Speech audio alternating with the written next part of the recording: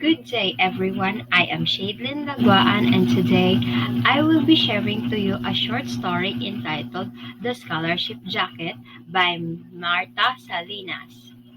To start with our story, the small Texas school that I attended carried out a tradition every year. During the 8th grade graduation, a beautiful gold and green jacket, the school colors, was awarded to the class valedictorian, the student who had maintained the highest grade for 8 years. The scholarship jacket had a big gold S on the left front side, and the winner's name was written in gold letters on the packet. My older sister Rosie had won the jacket few years back, and I fully expected to win also. I was 14 and in the 8th grade. I had been a straight A student since the first grade, and the last year I had looked forward to owning the jacket. My father was a farm laborer who couldn't even earn enough money to feed 8 children. So when I was 6, I was given to my grandparents to raise. We couldn't participate in sports in school because there were no registration fees, uniform costs, and trips out of town. So even though we're quite agile and athletic, there would never be a school jacket for us. This one, the scholarship jacket, was our only chance. In May, close to graduation, spring fever struck, and no one paid any attention in class. Instead, we stared out the windows at each other, wanting to speed up the last few weeks of school. I despaired every time I looked in the mirror. Pencil thin, not a curve anywhere. I was called beanpole and string bean, and I know that what I looked like. A flat chest, no hips, and a brain. That's what I had. That really isn't much for a 14-year-old to work with, I thought, as absent-minded wandered from my history class in the gym. Another hour of sweating, basketball, and displaying my toothpick legs was coming up. Then I remembered my PE shirts were still in my bag under my desk. Where I'd forgotten them. I had to walk all the way back and get them. Coach Thompson was really bare. If anyone wasn't dressed for PE, she had said I was a good forward, and once she even tried to talk to Grandma into letting me join the team. Grandma said, of course, no. I was almost back at my classroom's door when I heard angry voices and arguing. I stopped. I didn't mean to eavesdrop. I just hesitated, not knowing what to do. I needed those shorts and I was going to be late, but I didn't want to be interrupted an argument between my teachers. I recognized the voices, Mr. Smith, my history teacher, and Mr. Bone, my math teacher. They seemed to be arguing about me. I couldn't believe it. I still remember the shock that rooted me flat against the wall as if I were trying to blend with graffiti written there. I refuse to do it. I don't care who her father is. Her grades don't even begin to compare to Martha's. I won't lie or falsely records. Martha's has a straight A plus average, and you know it. That was Mr. Smith, and he sounded very angry, while Mr. Bone's voice sounded calm and quiet. Look, Juan's father is not only on the board, he owns the only store in town. We could say it was a close tie. And oh, the pounding in my ears drowned out the rest. If the words were only a word here and there filtered through. Marta is Mexican. Resign won't do it. Mr. Smith came rushing out. Luckily for me, went down the opposite way towards the auditorium, so he didn't see me. Shaking, I waited a few minutes and then went in and grabbed my bag and fled from the room. Mr. Bone looked up when I came in but didn't say anything. To this day, I don't remember if I got in trouble in PE for being late or how I made it through the rest of the afternoon. I went home very sad and cried into my pillow that night so grandmother wouldn't hear me.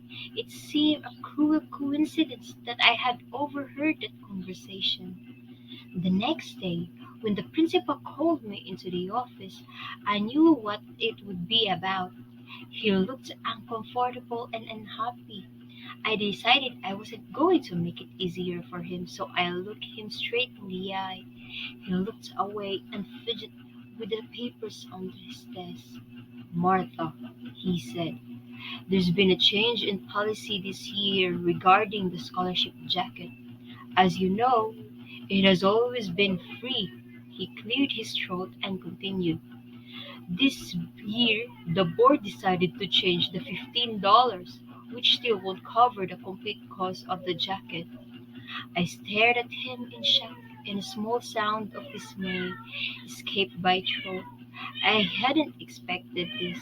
He still avoided looking in my eyes.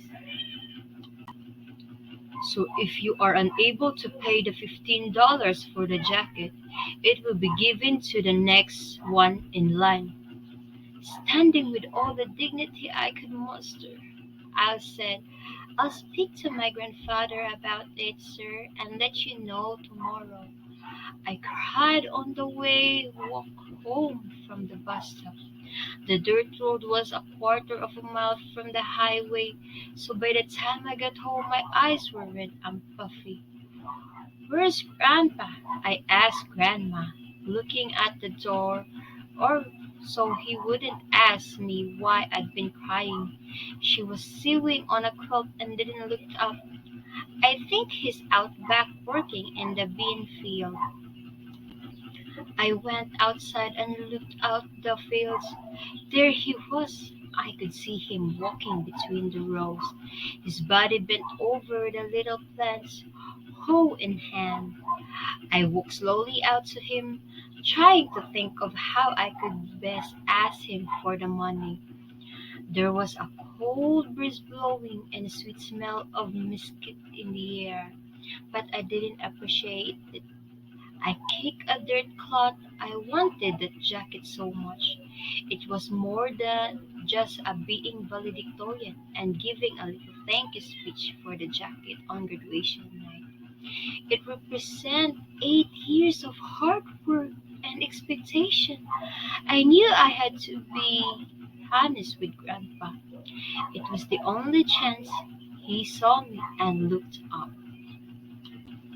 He waited for me to speak. I cleared my throat nervously and clapped up my hands behind my back so he wouldn't see them shaking. "Grandpa, I have a big favor for you to ask," I said in Spanish, the only language he knew. He still waited silently. I tried again. "Grandpa, this year, Principal said the scholarship jacket is not going to be free. It's going to cost $15 and I have to take the money tomorrow. Otherwise, it'll be given to someone else." The last words came out eager rush. Grandpa straightened up tiredly and leaned his chin on the hoe handle. He looked out over the field that was filled with the tiny green bean plants. I waited desperately, hoping he'd say I could have the money. He turned to me and asked quietly, "What does scholarship jacket mean?" I answered quickly, "Maybe there was a chance. It means you've earned it by having the highest for 8 years, and that's why they're giving it to you." Too late to realize the significance of my words. Grandpa knew that I understood it was not a matter of money. It wasn't that. He went back to hoeing the weeds that sprung up between the dictated little bean plants. It was time-consuming job. Sometimes the small shoots were right next to each other. Finally he spoke again. "Then Martha, if you pay for it, then it's not a scholarship jacket, is it? Tell your principal I will not pay the $15. I walked back to the house and looked myself in the bathroom for a long time. I was angry with grandfather, even though I know he was right. And I was angry with the bird. Whoever they were, why did they have to change the rules just when it was my turn to win the jacket? It was very sad and withdrawn girl who dragged into the principal's office the next day. This time he did not look me in the eyes. What did your grandfather say? You sat very straight in my chair. He said to tell you he won't pay the $15. The principal muttered something I couldn't understand under his breath and walked over to the window. He stood looking out something outside. He looked bigger than usual when he stood up. He was a tall, gaunt man with gray hair, and I watched the back of his head while I waited for him to speak. Why? He finally asked. Your grandfather has the money. Doesn't he own a small bean farm? I looked at him, forcing my eyes to stay dry.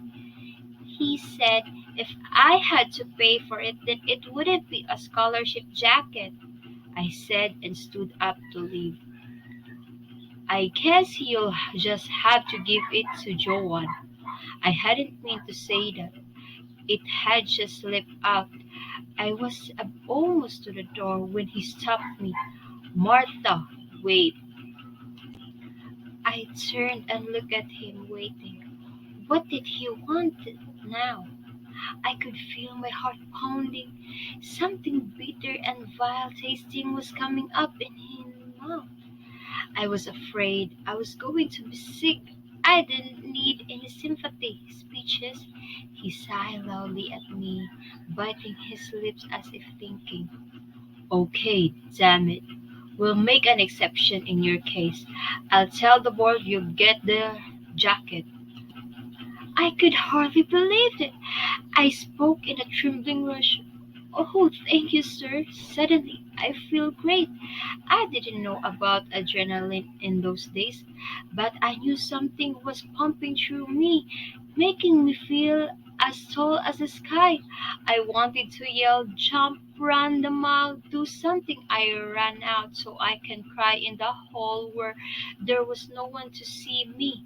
At the end of the day, Mr. Smith winked at me and said, I'll hear you're getting a scholarship jacket this year. His face looked as happy and innocent as baby's, but I knew better. Without answering, I gave him a quick hug and ran to the bus.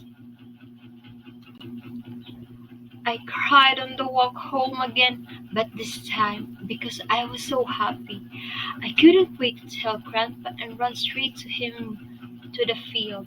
I joined him in row where he was working and without saying anything, I crouched down and started pulling up the weeds with my hands. Grandpa worked alongside for me a few minutes, but he didn't ask what had happened. After I had a little pile of weeds between the rows, I stood up and faced him. The principal said he's making an exception, the jacket after all. That's after all I told him what you said. Grandpa didn't say anything. He just gave me a pat on the shoulder and a smile. He pulled out the crumpled red handkerchief and that he always carried in his back pocket and wiped the sweat off his forehead. Better go see if your grandmother needs any help with supper. I gave him a big grin. He didn't fool me. I skipped and ran back to the house, whistling home silly tune. The moral of the story is standing up for what is right sometimes costs us things that we desire the most. In the scholarship jacket, Martha learns a difficult lesson but not compromising to get the very thing that she has rightfully earned. So, in other words, you should not have to pay for anything you have worked for or deserve. That would be all, and thank you.